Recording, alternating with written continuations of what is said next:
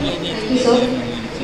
We will not measure our success only by the battles we win, but also by the wars we storm. Respected chairperson, honorable panel of judges, distinguished guests, esteemed chief guests, valued representative, and my fellow participants and everybody present here today.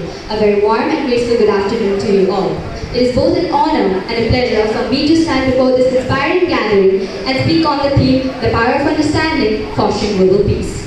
Let me start with a simple yet profound question. What does the world need the most right now? Is it more power, more wealth, more technology? Perhaps not. What the world truly needs is understanding, genuine, compassionate and open-hearted understanding between people, nations and communities. Because without understanding, there is no peace. And without peace, humanity suffers. Understanding is the foundation of empathy. It allows us to see the world through someone else's eyes. It teaches us that just because someone else is different than us doesn't mean that they're wrong. When we understand others, we realize that beneath all of the differences, we are all human beings. We all want respect, safety, kindness, happiness. And understanding this universal truth is the first step to peace. You know what happened recently? My younger brother, mind you, he's just 6 years old, he came up to me and said, Deepika, what? You know, this is my gun. I'm going to use this in World War III. World War III? Really? A child that barely knows his family members knows about World War III? This is a consequence of nothing but the world's current situations. We saw the recent India-Pakistan dispute, right? Not only that, we've been seeing several other wars like the Israel-Palestine war or the Russia-Ukraine war. You see, we humans, we never seem to learn from our mistakes because history shows us the cost of misunderstanding. From world wars, 2 of them actually, to civil wars, from genocides to terrorism. But history also shows us the power of understanding. Through world leaders like Mahatma Gandhi, Nelson Mandela and Malala Yousafzai, people who chose dialogue over violence, compassion over hatred and forgiveness over revenge. But let's not think that peace is only the responsibility of those world leaders. No.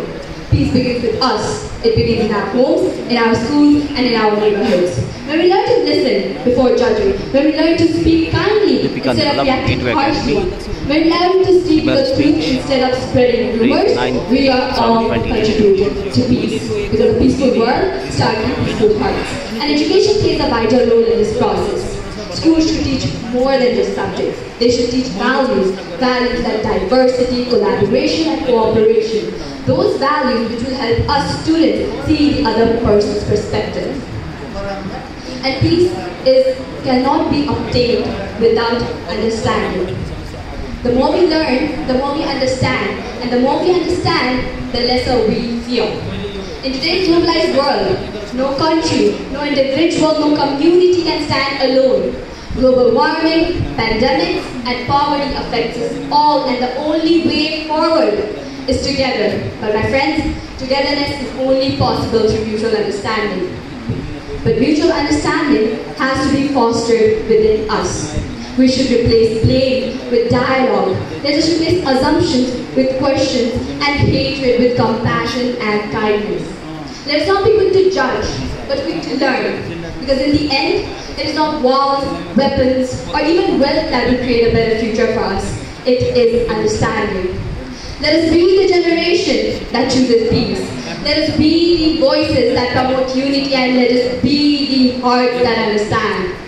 With that, I conclude my speech right here. I thank all of you for listening to my speech with so sincere attention. I'd like to thank my school, Gateway Academy, FECA, as well as Costume Academy for providing me this remarkable platform to share my voice, or shall I say our voices, on a topic that truly matters, not just for today's speech competition, but for the future of humanity. Thank you all and namaste.